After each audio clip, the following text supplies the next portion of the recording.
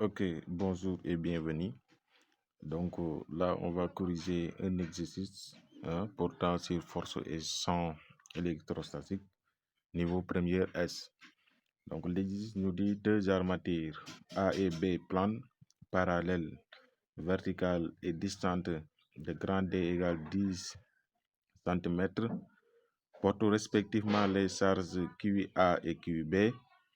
On place à égale distance de A et B un pendule électrostatique constitué d'un fil isolant électrique inextensible de longueur L égale 20,0 cm et d'une boule ponctuelle de masse M égale 200 mg porteuse d'une charge Q égale 2 nanocoulombs. À l'équilibre, le centre d'énergie de la boule est à la distance petit d de l'armature B, voire figure.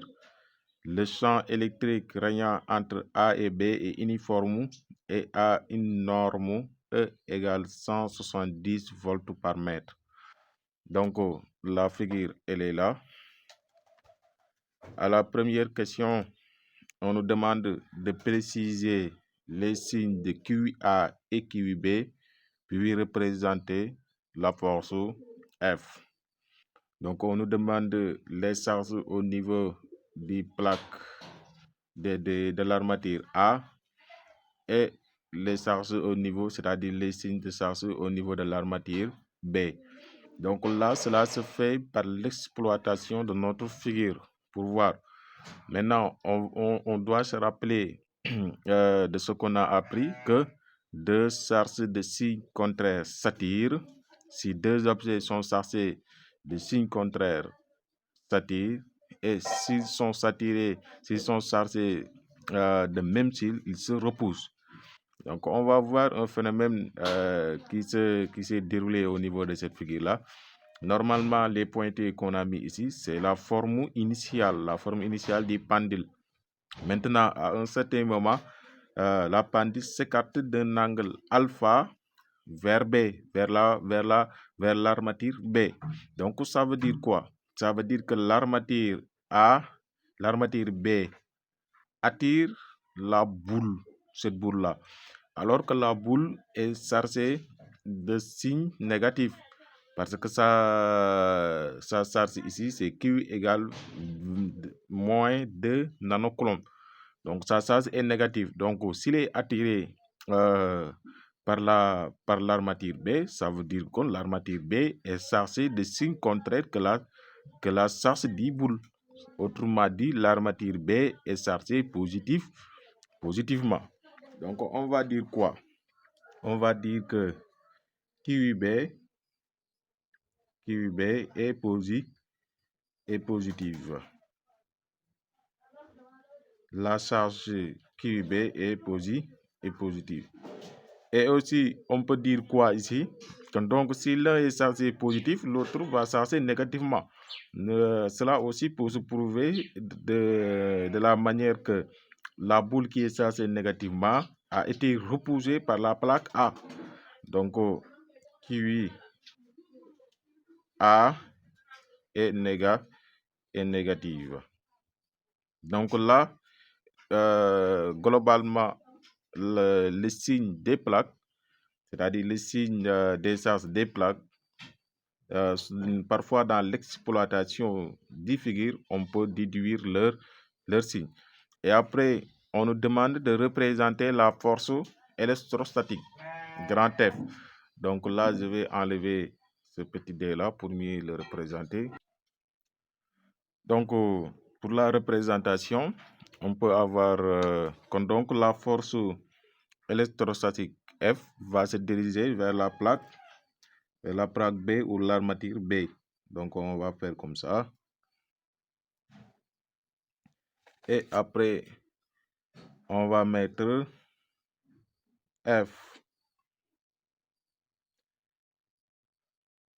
Après, on va passer à la deuxième question. Donc, à la deuxième question, on nous dit reproduire la figure puis représenter sans considération de celle toutes les forces appliquées à la boule. Donc moi, je ne vais pas reproduire, on va réutiliser la figure. Donc la force F, il est là, donc la tension T du fil, le poids P, hein, le poids P. Mais l'orientation de ces actes, on va y revenir. Hein. Et aussi, avant de passer, je vais... Là, on a dit quoi? Au niveau du plaque B est chargé positivement. Donc, je peux mettre comme ça, comme ça, comme ça. Positif, positif, positif. Et la plaque ou la charge qui est négative. Donc, négative, négative, négative. Comme ça. Moins, moins, moins, moins. Hein. Et après, en 3, on nous dit quoi? Déterminer à l'équilibre l'intensité F de la force électrostatique F agissant sur le pendule.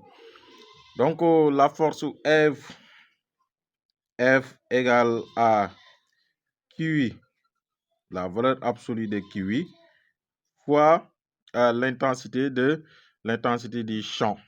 Oui, c'est-à-dire la norme. Hein. Donc, là, on a la charge Q. Donc, F égale valeur absolue de Q fois E. Donc, là, on peut passer à l'application numérique. F égale à.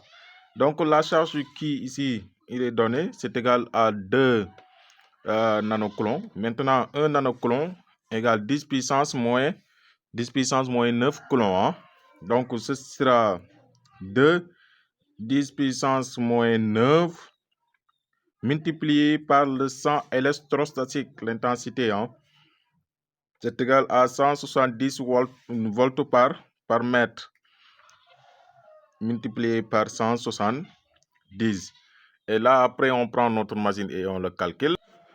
Donc, cela va nous donner 2 fois 10 puissance moins 9 fois 170. Ça va nous donner égal à... Là, on va le mettre sous forme de notation scientifique. Donc, on va essayer de déplacer la virgule.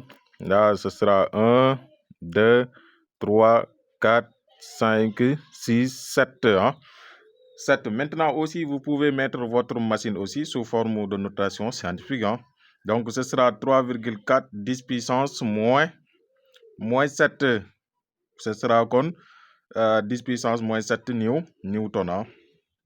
Donc, F égale à 3,4 10 puissance moins 7 newton.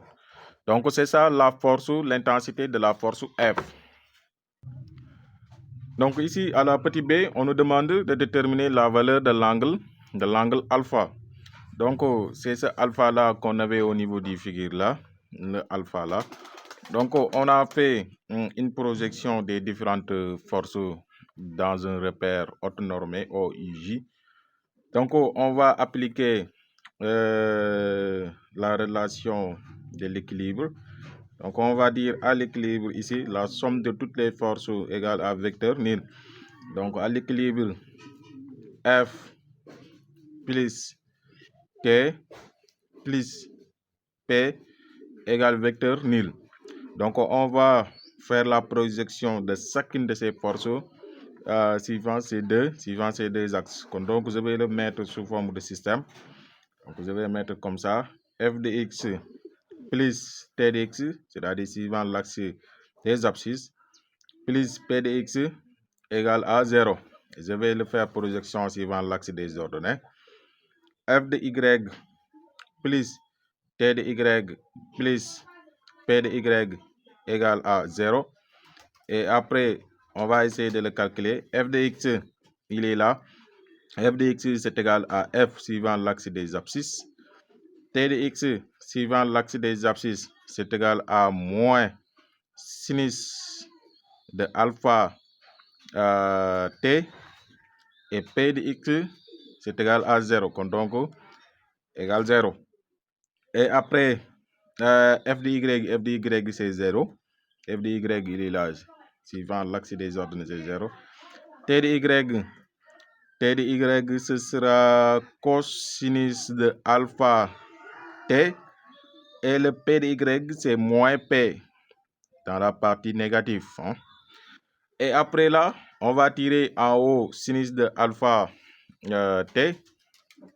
Je vais mettre le système. Sinus de alpha T. Donc, sinus de alpha T égale à F. Hein, d'après cette relation. Et là aussi, on va tirer cosinus de alpha T. Cos de alpha T égale combien? Égale à P. Donc, ce qui implique quoi? Donc là, attendez, je vais le noter 1 et 2. Hein. Je vais noter 1 et 2. C'est pas la peine de mettre l'implication. Donc, et après, je peux faire le rapport de 1 et 2, c'est-à-dire la fraction 1 sur 2. Ça va me donner quoi? Ça va me donner sinus de alpha T sur cosinus de alpha T. Hein. Ça va me donner sinus de alpha T sur cos de alpha T égale combien? F sur P. F sur P. Donc après, je peux simplifier les T. Donc ce qui va me rester quoi ici? C'est tan de alpha, c'est-à-dire sinus sur cos, c'est tan. Hein? Tan de alpha égale à F sur P. Donc F sur P n'est rien d'autre que F sur MG. Je remplace le P par sa valeur qui est égale à MG. Maintenant, je vais tirer alpha. Donc, alpha égale combien? Alpha égale à tan de moins 1. Tan de moins 1, F sur MG. Oui, moi, j'aime pas les calculs intermédiaires. Hein. C'est pourquoi que dans mes calculs, je veux toujours obtenir la formule où il n'y aura pas de calcul intermédiaire par-ci, par-là. Hein.